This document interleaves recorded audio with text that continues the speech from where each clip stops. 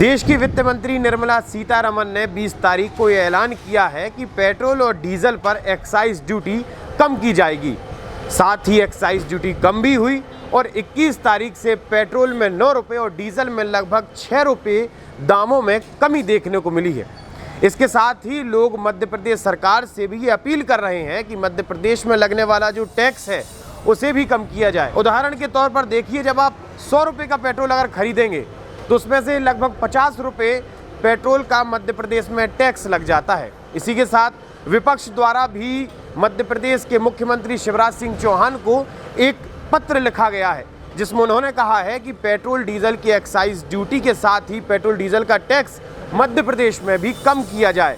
हम जनता से जानेंगे कि जनता की क्या राय है, आखिर देश में जो पेट्रोल और डीजल के दामों में कमी हुई है उसके बारे में जनता क्या सोचती है। तो चलिए।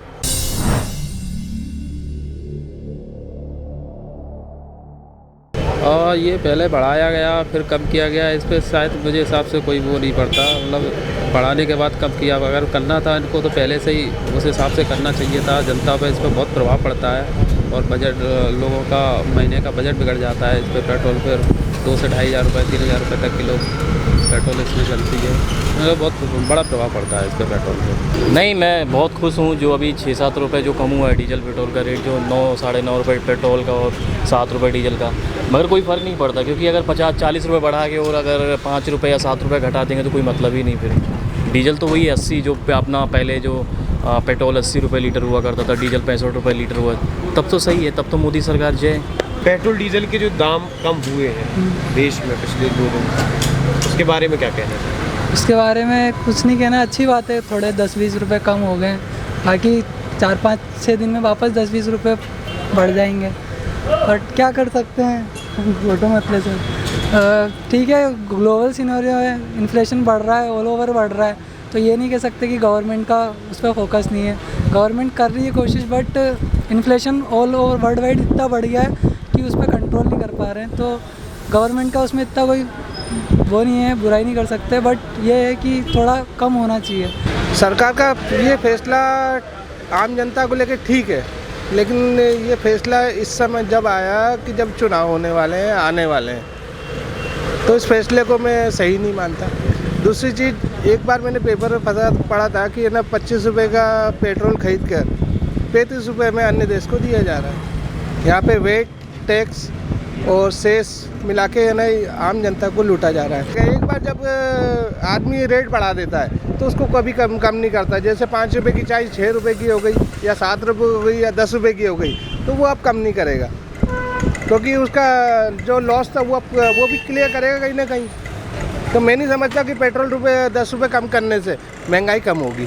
चूँकि अब हमने सभी से बात की है जो खास तौर पर पेट्रोल डीजल की बढ़ती कीमतों घटती कीमतों से प्रभावित होते हैं, लोडिंग वालों से भी हम बात करेंगे कि आखिर उनकी क्या राय है। पिछले 2 दिनों से पेट्रोल और डीजल का दाम कम हुआ है, इसके विषय में आप क्या कहेंगे? अभी तो अच्छा हुआ है भैया, क्योंकि डीजल के रेट बढ़ते हैं तो क्या है, हम लोगों को ज़्यादा फ़र्क पड़ता है। लोडिंग में क्या है, आजकल उतनी कमाई है नहीं, तो इसलिए अभी तो थोड़ा अंतर पड़ा है।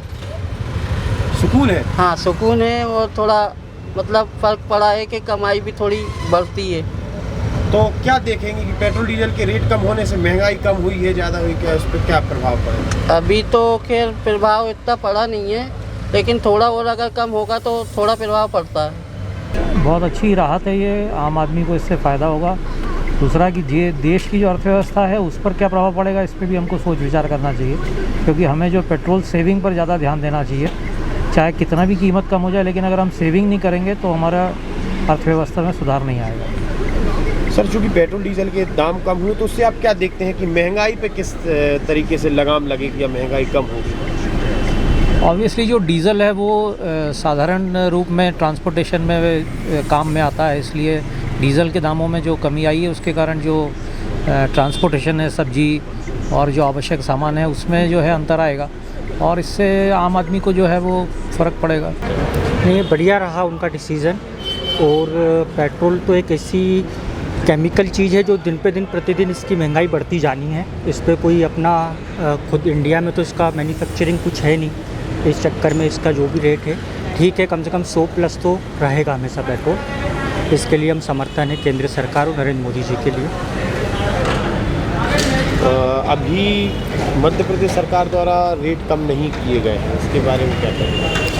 अब शिवराज जी अभी डिसीज़न में हैं, 1-2 दिन में, शायद आज मैंने पेपर में भी पढ़ा था, 1-2 दिन में कुछ ना कुछ डिसीज़न आएगा स्टेट कितना टैक्स कम करती है इस पर। ये एक बहुत अच्छी गुणवत्ता है कि माननीय नरेंद्र प्रधानमंत्री मोदी जी ने ये बहुत बड़ा फैसला उठाया है, और जिस तरह महंगाई चरम सीमा छू रही थी उस हिसाब से पेट्रोल के दाम और डीजल के दाम कम होना एक आम आदमी के लिए बहुत अच्छी गुणवत्ता का संदेश है। इसी तरह हमारी केंद्र की सरकार को और भी चीज़ जैसे रसोई गैस है, तेल है, आपके जो पाउडर्स हैं, आपके फ्रोजन्स के जो आइटम हैं, उस पर भी रेट कम करना चाहिए, जिससे एक आम आदमी को अपने परिवार को आगे बढ़ाने में एक सुपीरियर सर्वाइवर मिले।